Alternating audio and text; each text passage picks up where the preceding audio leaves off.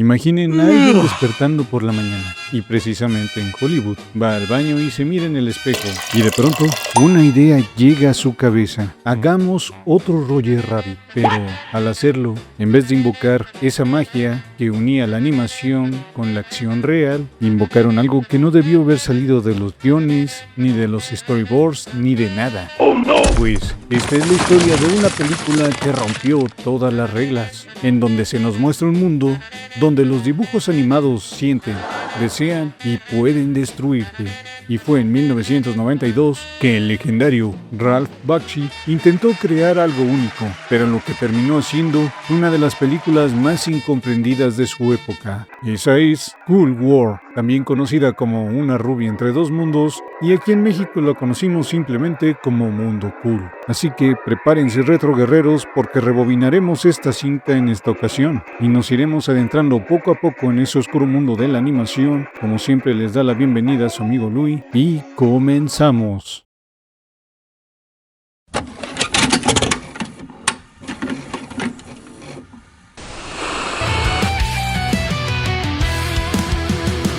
En Retro Tape la aventura va a iniciar. Explosiones de cartón, actores que ni se sabían el guión. Un ninja en Venecia sin dirección, mató a la trama sin compasión. ¿Quién carajos la escribió? Pero me cada explosión.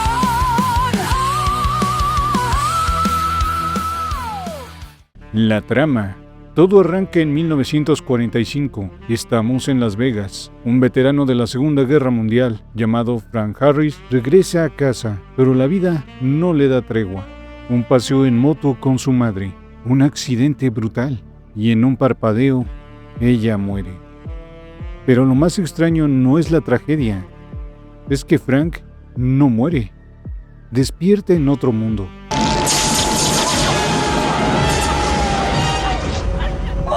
¡Tengo dolor de cabeza! ¿Quién me lo puede quitar?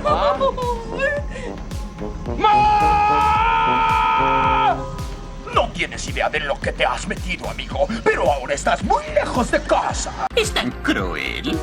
¡Que me fascina! Y es precisamente en ese lugar donde conoce al profesor Vincent Whisker, una caricatura clásica de un científico anciano que está obsesionado con el viaje dimensional. De hecho, su nuevo invento, una pluma que permite abrir dimensiones, fue lo que trajo a Frank a ese mundo, llamado Mundo Cool. Y después de hacerle unos pequeños exámenes y lamentar la muerte de su madre, le dice que él es un héroe y que será muy útil en ese lugar. Tiempo después, ya han pasado 47 años, y es cuando el verdadero caos se va a desatar. Ahora conocemos a Jack Deep, un dibujante que ha creado un cómic llamado Mundo Cool, y que se encuentra en la cárcel por haber matado al amante de su exesposa, quien creó un personaje femenino llamado Hollywood para hacer más llevaderos los días en la prisión. Ella es una femme fatale, rubia, de proporciones voluptuosas, peligrosa y obsesiva, y con un solo objetivo: dejar de ser un dibujo y volverse real.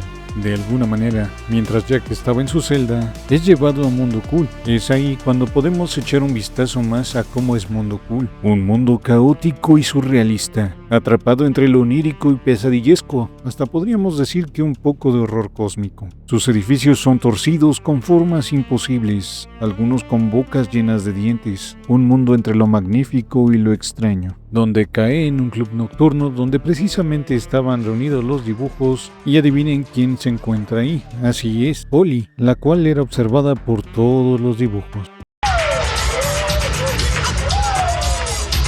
Sin embargo, este acercamiento es breve, ya que Jack regresa a la realidad de su celda.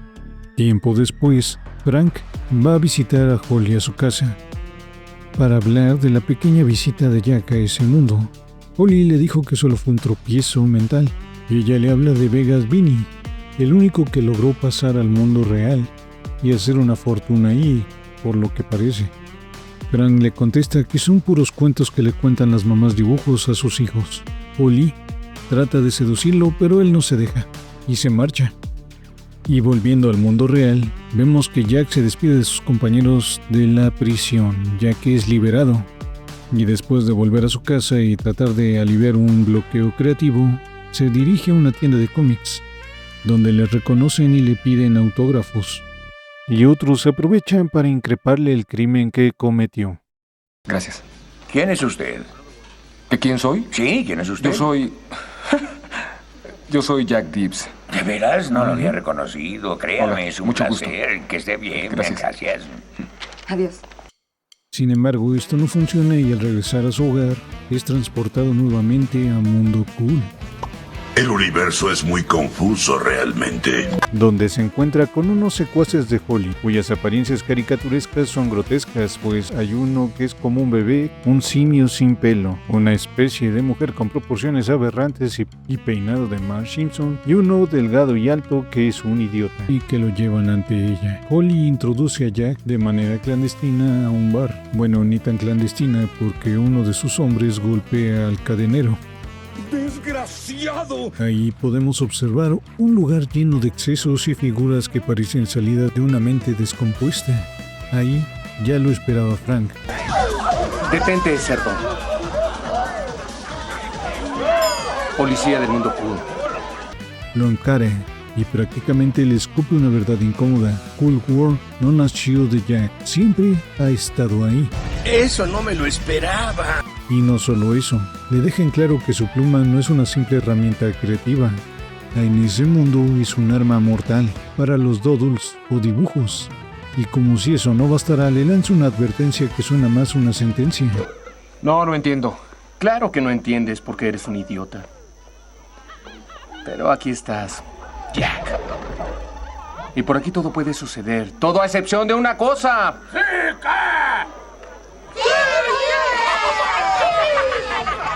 ¿Qué es? El sexo no se da entre caricaturas y humanos. ¿Correcto? Los humanos no tienen sexo con las caricaturas. Porque cruzar esa línea puede romper ambas realidades. Y poco después de eso, Jack es regresado nuevamente a nuestra dimensión. Mientras tanto, Frank, quien actúa como una especie de guardián entre mundos, también carga con su propia contradicción, pues está enamorado de Lonette, una dodo, Espera, ¿qué? pero se limita a una distancia casi dolorosa. No es así. Nena, tú y yo no puedo tenerlo en el mundo real. No puedo irme sin ti. Pero contigo no puedo, tú sabes, es... tú haces... Que acercarse demasiado también tiene consecuencias. Mientras tanto, en nuestro mundo, Jack se la pasa pensando en Holly, hasta que esto hace que él mismo regrese a Mundo Cool. ¡Qué gusto me da ver! Es ahí donde el séquito de Holly lo lleva a su casa.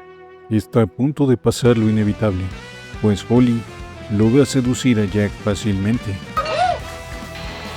¿Un hombre está en su recámara? ¡Cobra, niño, cobra! Como siempre, la carne es débil, y Jack cede ante sus impulsos. Y esto hace que todo cambie, pues Holly ahora está adquiriendo una apariencia real.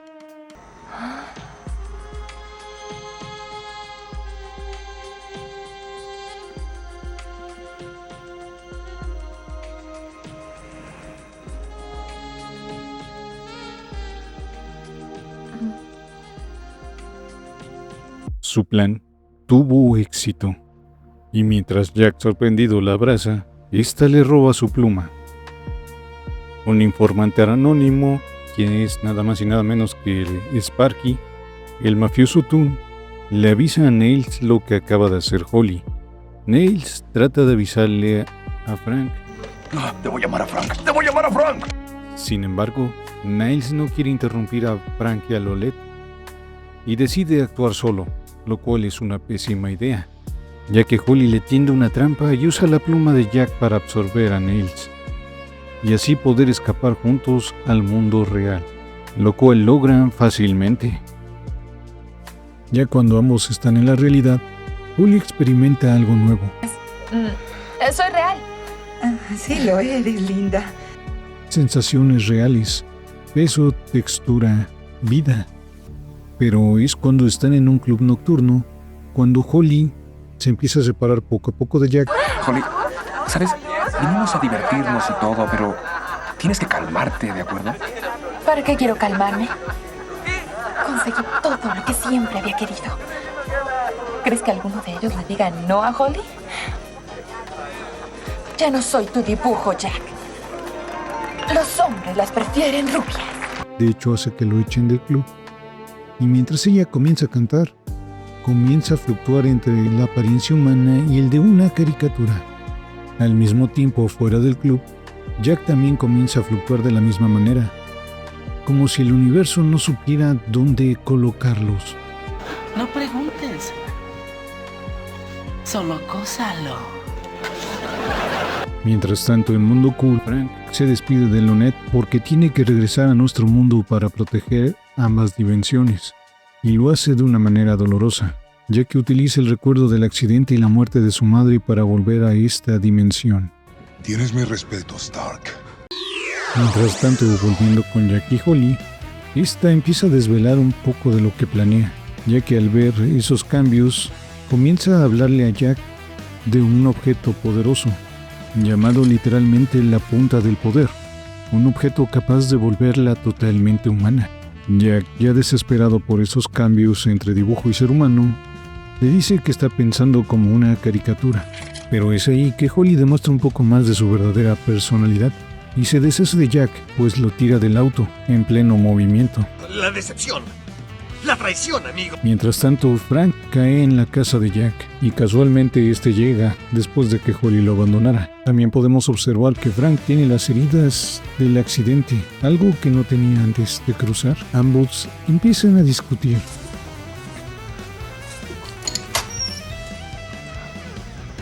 ¿Qué haces aquí, Harris? Te regresaré, junto con Holly. ¿Qué harás, matarme? ¿Por qué no me matas con un demonio? Hazlo, Harris, dispárame. ¿Quieres presionarme? ¿Quieres presionarme? No quisiste prestar atención a un buen consejo, ¿verdad? No, Jack, te ganó la hormona, ¿no es cierto? Y ya que, como tienen un enemigo en común, en este planeta hay un dicho: el enemigo de mi enemigo es mi amigo. Y reciben la ayuda de una chica que es vecina de Jack, que lo lleva en el auto de su madre al Hotel Union Plaza, donde se supone que Vegas Vinny ocultó la punta del poder, mientras Holly ya les llevaba ventaja, aunque no lograba nada porque en el hotel nadie sabía sobre Vegas Vinny, hasta que consiguen echarla, y es entonces un pequeño hombrecillo se presenta y le dice que lo que busca no está ahí. ¿Así? Oiga, lo que usted está buscando no lo encontrará por aquí. Mejor váyase. ¿Y usted cómo sabe lo que estoy buscando? Usted sabe quién soy yo, ¿verdad? ¿Qué? Pero... Y ahí le cae el 20 a Holly de que él es Vegas Vinny, o más bien el profesor Vincent. Y es gracias a eso que Holly logra ver dónde está la punta del poder y se apresura a ir por ella, no sin antes hacer estallar al profesor en varios pedazos.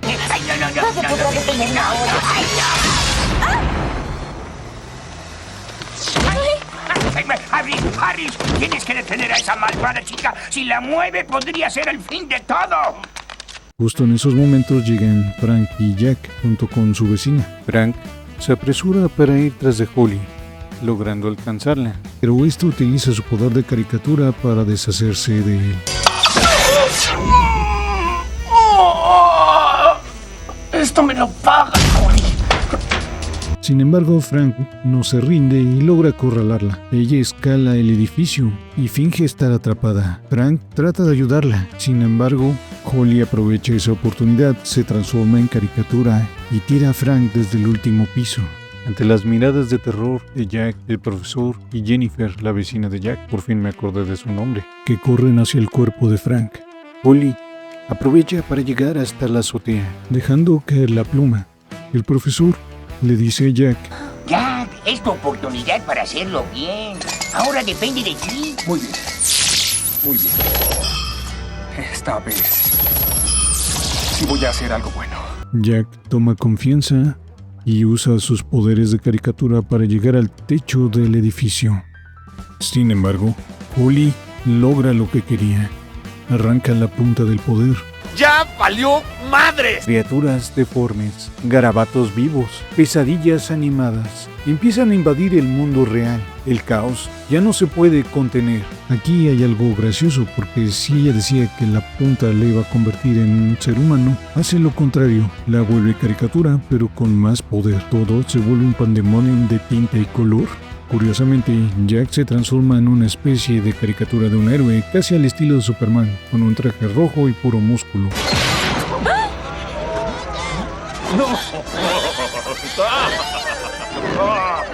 Por favor.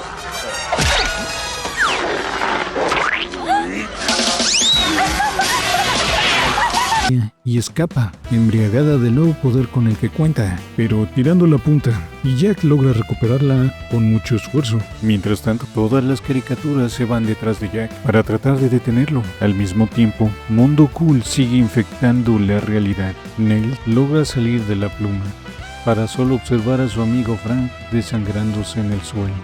Ahora, todo depende de Jack, pero Polly trata de engañarlo para que no devuelva la punta al lugar que le pertenece. Pero, por fin Jack toma una decisión distinta. Pensándolo bien, debo hacer lo correcto y regresar la punta.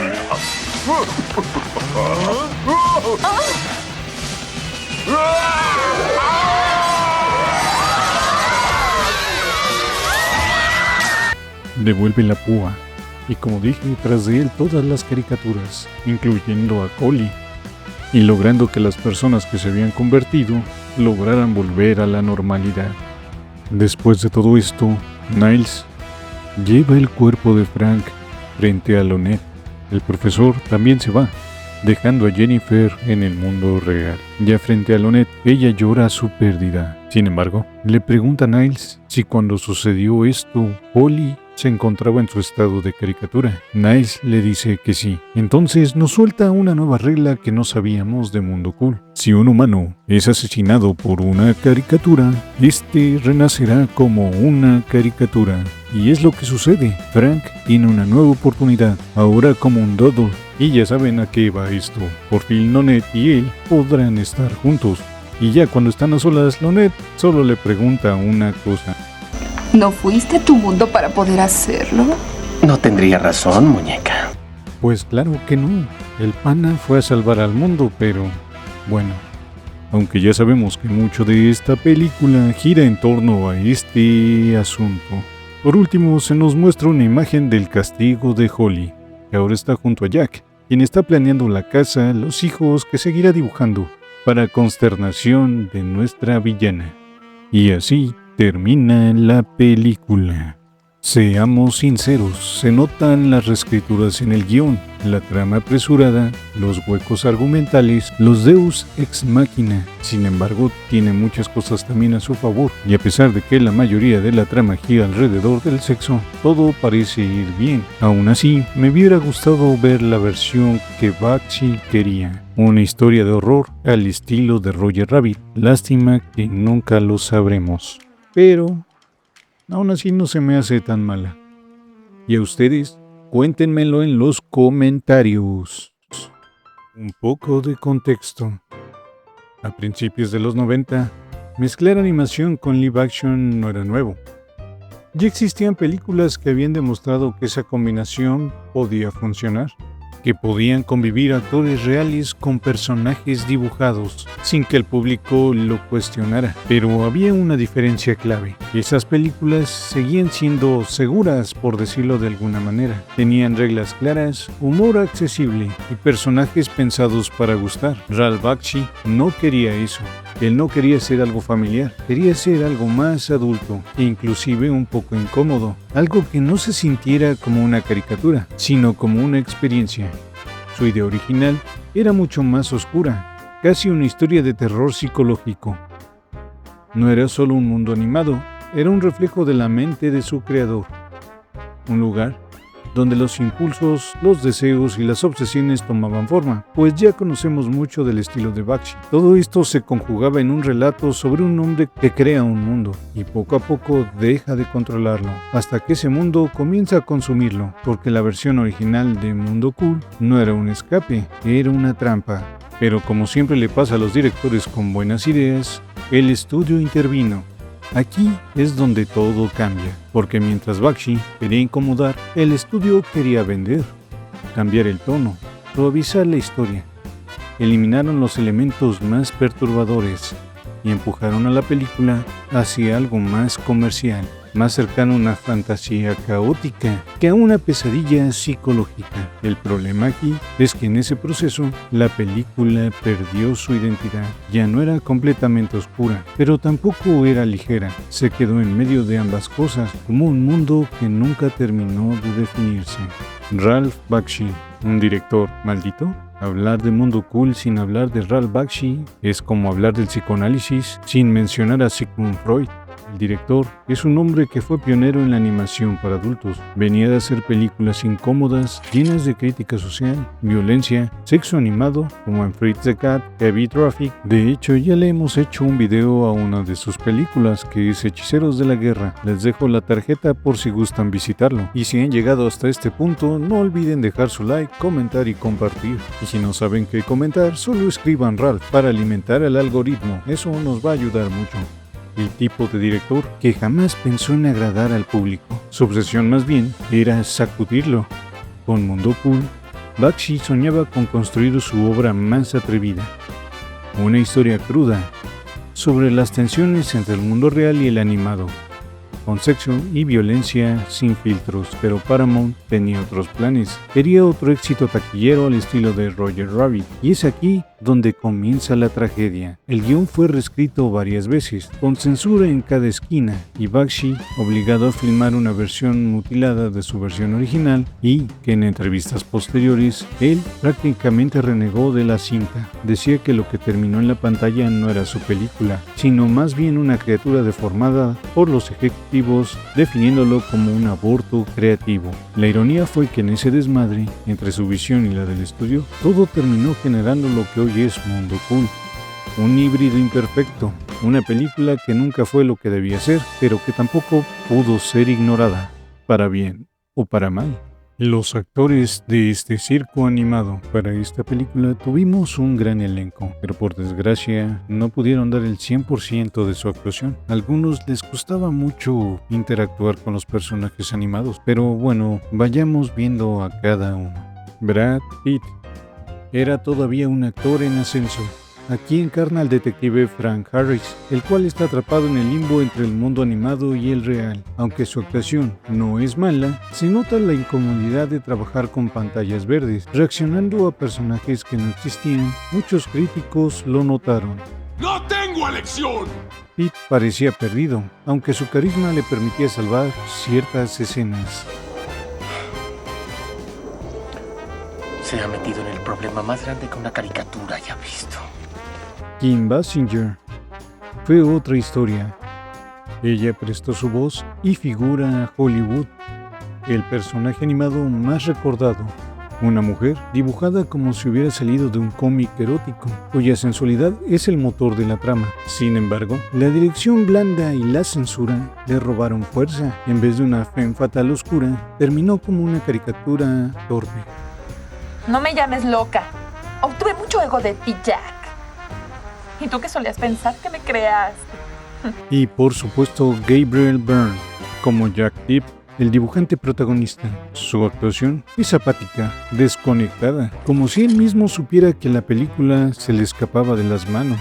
Y no es raro, gran parte de su papel fue recortado y reescrito por el estudio. Sí, como siempre, el estudio y los productores son los que meten la pata. Y al final, el elenco no es culpable, pero todos ellos parecen atrapados en una función de circo en la que nadie quiere estar. Y el público al verlos tampoco sabe si reír o llorar. ¿Qué haces con esto, Dibbs? Soy dibujante, yo hice todo esto. Tengo misiones y las imprimo aquí. Tú no hiciste nada. Una guerra perdida. En teoría, La producción iba a ser un sueño húmedo de Bakshi, una película con tintes noir animados para adultos, con su toque provocador. En la práctica no salió igual, fue más bien un campo de batalla. El guión fue reescrito múltiples veces sin la aprobación del director. Escenas clave fueron eliminadas, la sexualización explícita suavizada, hasta quedar solamente en insinuaciones absurdas. Lo que debía ser una sátira salvaje sobre el deseo y la prohibición terminó convertido en una farsa incoherente. Una parte de esos problemas fue Frank Mancuso Jr., quien era el productor de la película, además de ser el hijo del que en esos momentos era el director de Paramount, ya que él trataba de hacer que la película fuera igual a la de CMX. Pero hay que admitir que Roger Rabbit dejó la vara muy alta en cuanto a calidad, no solo de animación, sino de guión, narrativa y mucho más. Y no solo fue Mancuso Jr., también Kim Basinger metió su mano en el guión, ya que quería una película más familiar. Y si vamos juntando las piezas, vamos viendo cómo se fue diluyendo la idea original del director. Los animadores trabajaron bajo mucha presión, recibiendo órdenes contradictorias. La integración con los actores se hacía a toda prisa y sin ensayos. El resultado fue evidente.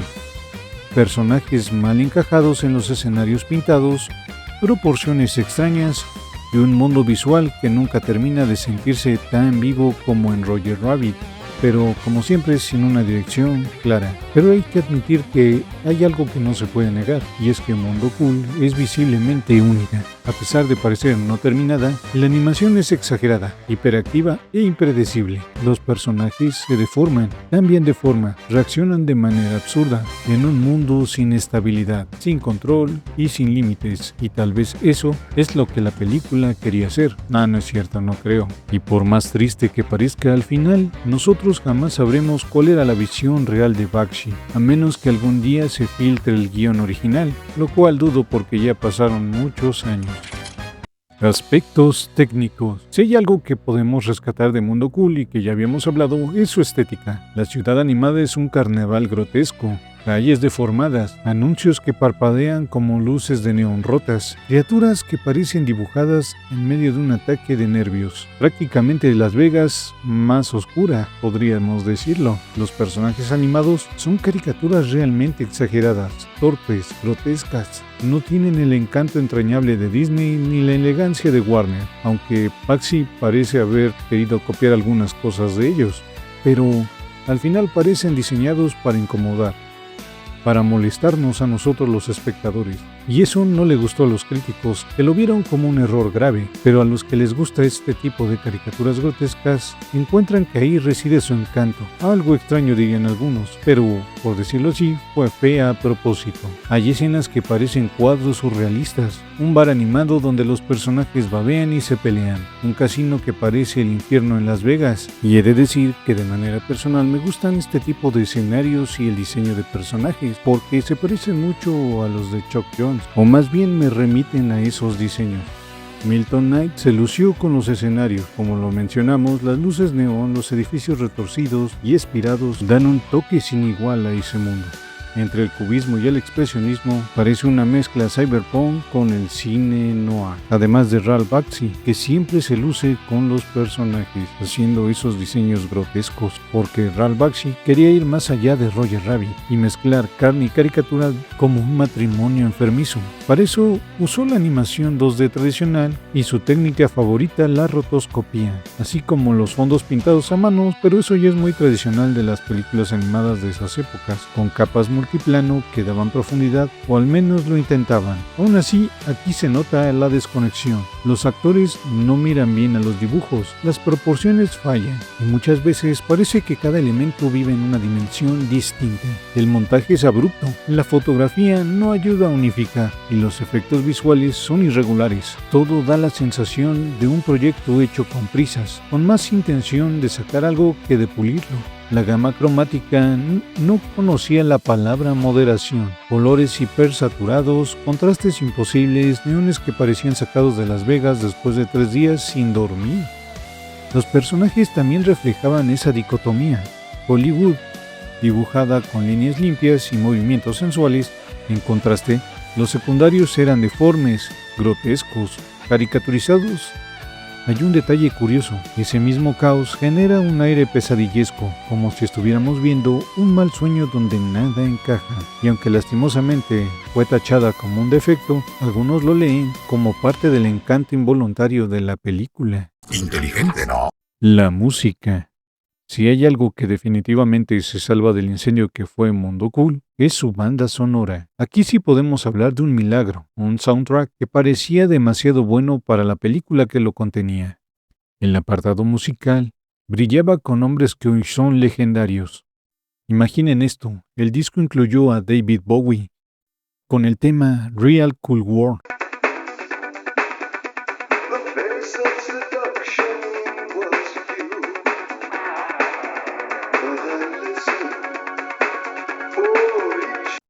Compuesto exclusivamente para la cinta. Una rareza dentro de la carrera del Duque Blanco. Además, también tenemos a Movie,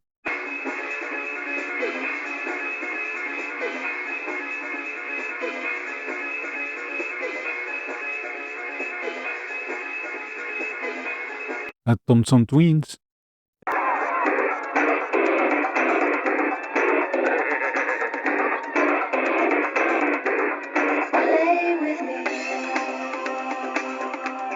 está My Life with the Thrill Kill Cult, una agrupación que aportaba ese aire eléctrico y oscuro tan noventero como la película prometía.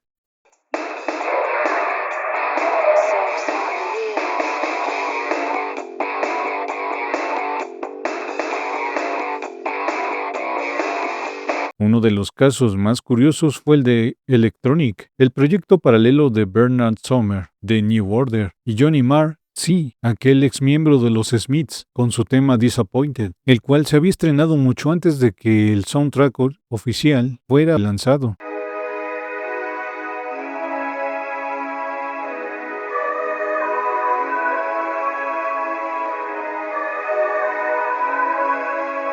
Y no podía faltar el toque metalero en manos de Ministry, simplemente excelso.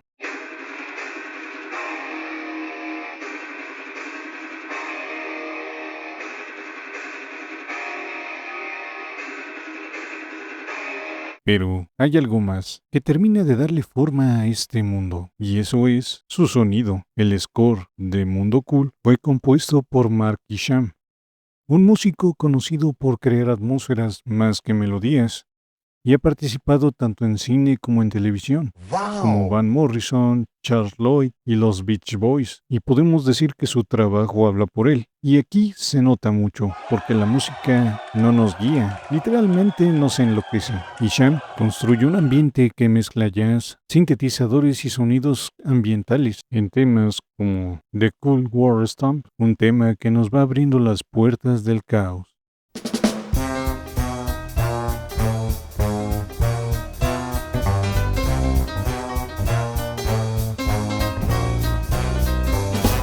Es una oda al swing de los 40, pero pasando por un filtro de pesadilla. Empezamos lento y poco a poco vamos acelerando esos ritmos poco comunes.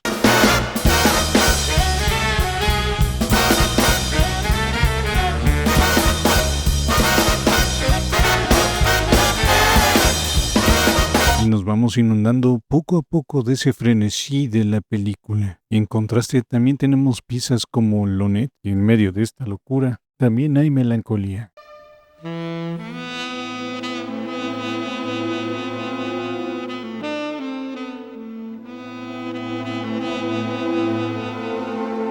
Lonette es una pieza donde los saxofones toman el rol principal, con esa melodía lenta, triste.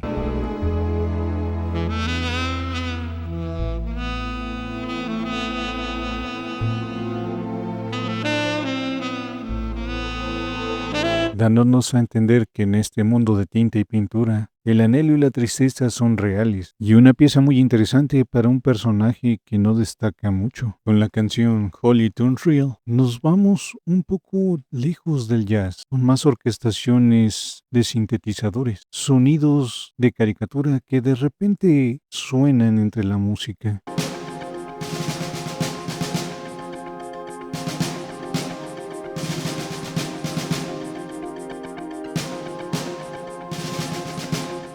También algunos toques de piano, una melodía algo desconcertante y misteriosa.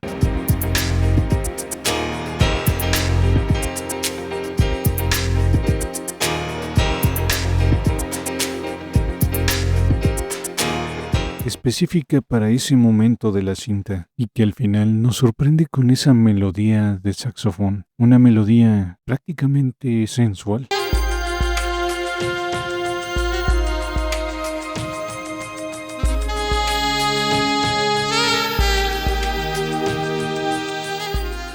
Adornando precisamente ese momento donde Holly pasa de ser de tinta a carne y hueso.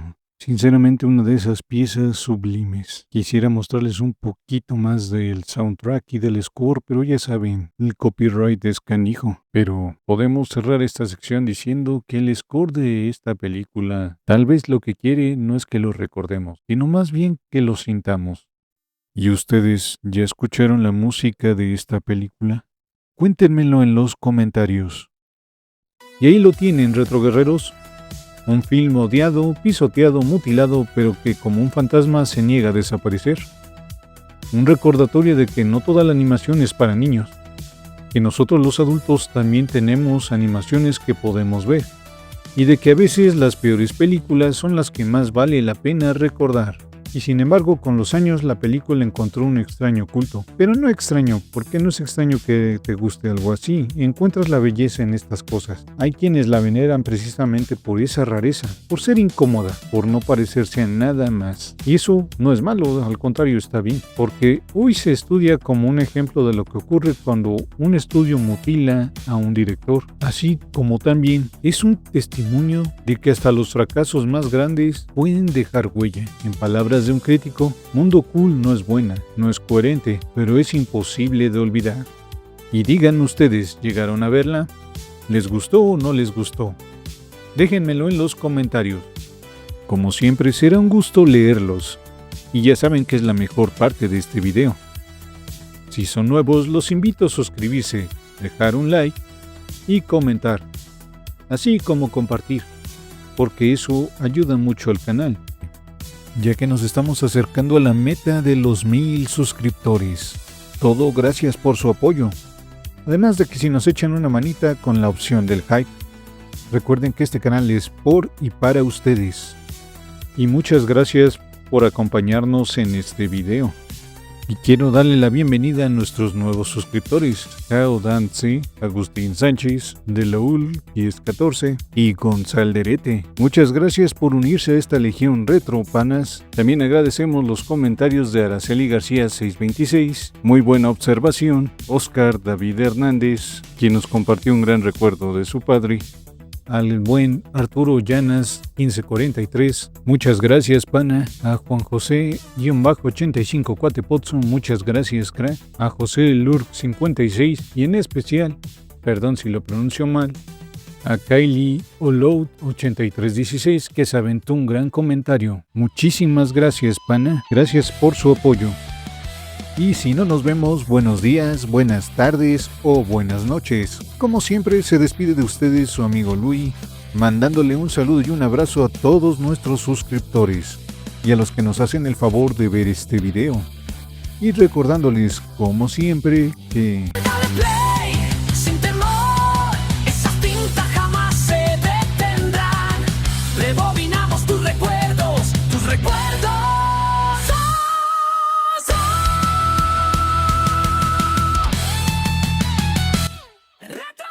Gracias por sintonizarnos y hasta el próximo video.